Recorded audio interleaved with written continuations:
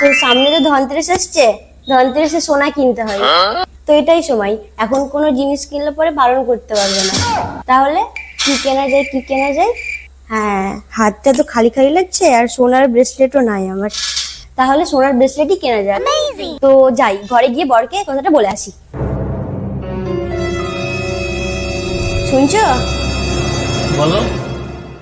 বলছি সামনে তো ধনতেরাস আসছে, তাহলে আমায় কি কিনে দেবা?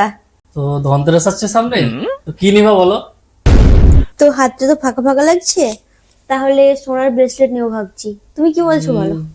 এ তো সোনার ব্রেসলেট নিয়ে বলছে, তোমার জমানো টাকা সব শেষ করে দিবে।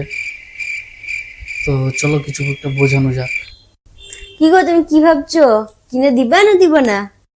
না না না, কিছু না, কিছু ভাবছি না। দাঁড়াও, একটা বন্ধু ফোন আসছে, একটু ফোনে কথা বলে নি। কি করছিস রে ভাই? এই তো বাড়িতে বসে আছি। তো তো সামনে তো ধনতেরাস আসছে, তো তোর বউ কি নিবে বলেছে? সেরকম কিছু তো ভাই বলেনি, আর কিছু আবদারও করেনি, কিন্তু একটা বার কথা বলেছিল যে সামনে ধনতেরাস আসছে, একটা কিছু গোপাল ঠাকুর জন্য নিয়ে আসবা। তাই শুধু গোপাল ঠাকুরের জন্য চেয়েছে, আর কিছুর জন্য চাইনি? না রে ভাই, তোর বউ তো ভালো রে। দেখতে তো হবে কেন?